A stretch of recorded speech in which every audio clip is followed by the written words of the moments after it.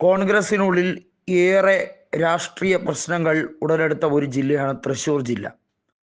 കഴിഞ്ഞ തവണ ലോക്സഭാ തെരഞ്ഞെടുപ്പിൽ തൃശ്ശൂരിൽ കോൺഗ്രസ് സ്ഥാനാർത്ഥിയായ കെ മുരളീധരൻ മൂന്നാമത് പിന്തള്ളപ്പെട്ടു എന്നുള്ളത് ചെറിയ കാര്യമായി കണക്കാക്കാൻ കഴിയില്ല.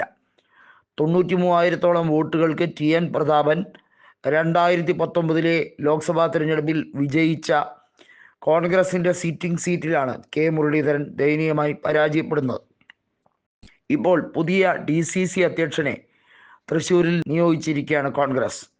ICC അധ്യക്ഷനായ മല്ലികാർജുൻ ഖാർഗെ തന്നെയാണ് ഈ കാര്യം കൃത്യമായി പ്രസിദ്ധീകരിച്ചത്. അഡ്വക്കേറ്റ് ജോസഫ് ടാജറ്റാണ് പുതിയ DCC അധ്യക്ഷൻ.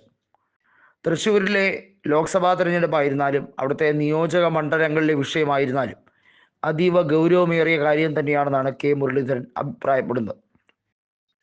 ഇനി നടക്കാൻ പോകുന്ന തദ്ദേശ സ്വയംഭരണ തെരഞ്ഞെടുപ്പിൽ തൃശ്ശൂർ കോർപ്പറേഷൻ ഉന്നം വെച്ചിരിക്കുകയാണ് BJP.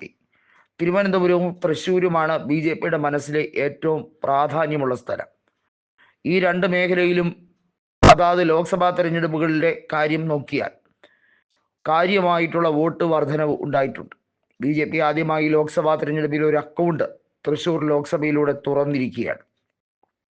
എന്നാൽ തിരുവനന്തപുരത്ത് ഡോക്ടർ ശശി തരൂർ കോൺഗ്രസിനായി വീണ്ടും ആ മണ്ഡലം 16,000-ഓളം വോട്ടുകൾക്ക് ജയിച്ച് നിലനിർത്തുകയും ചെയ്തു.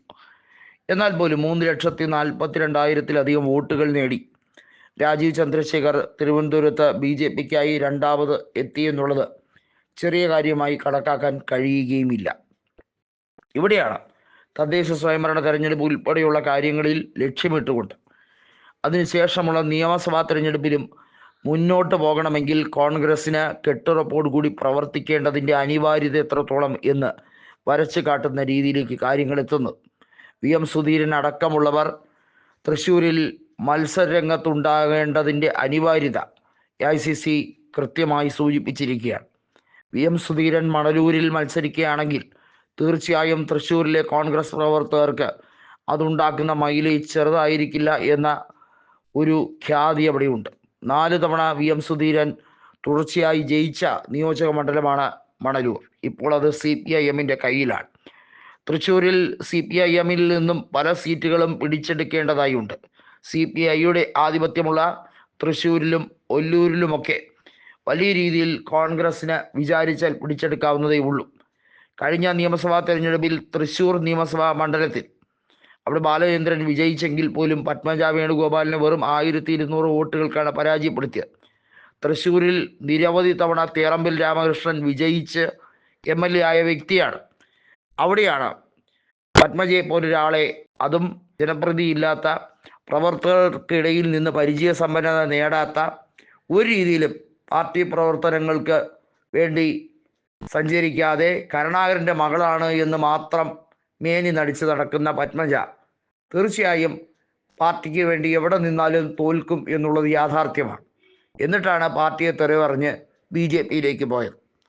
പത്മജ വിചാരിക്കുന്നത് കരുണാകരൻ്റെ എല്ലാ ലെഗസിയും പിന്തുടർന്നാൽ, അല്ലെങ്കിൽ കരുണാകരൻ്റെ മകളാണ് എന്ന് പറഞ്ഞാൽ പാർട്ടിയുടെ എല്ലാ സ്ഥാനങ്ങളും വെച്ചു കൊടുക്കണം, ബാക്കി പാർട്ടിക്ക് വേണ്ടി അഹോരാത്രം പ്രവർത്തിക്കുന്നവരെയൊക്കെ ഒഴിവാക്കണം എന്നുള്ള ചിന്തയാണ്. ആ ചിന്താഗതിയാണ് അവരെ ഇങ്ങനെ കൊണ്ടുവന്ന് കുഴിയിലെത്തിച്ചത്. വലിയ രീതിയിൽ പടുകുഴിയിൽ വീണ അവരെ പരസ്യമായി കളിയാക്കിയെന്ന് പറഞ്ഞ് രാഹുൽ മാങ്കൂട്ടത്തിനെതിരെയും നിരന്തരം ശകാരവർഷം തുടർന്നുകൊണ്ടേയിരുന്നു. ഇപ്പോൾ തൃശ്ശൂരിൽ കാര്യങ്ങൾ ക്ലിയറാണ്. ആര് തന്നെ മത്സരിച്ചാലും തൃശ്ശൂരിൽ കോൺഗ്രസിന് വിജയം ഉറപ്പാക്കുന്ന രീതിയിലേക്ക് താൻ നിരന്തരം പ്രവർത്തിക്കുമെന്നാണ് പുതിയ DCC അധ്യക്ഷൻ പ്രഖ്യാപിച്ചിരിക്കുന്നത്.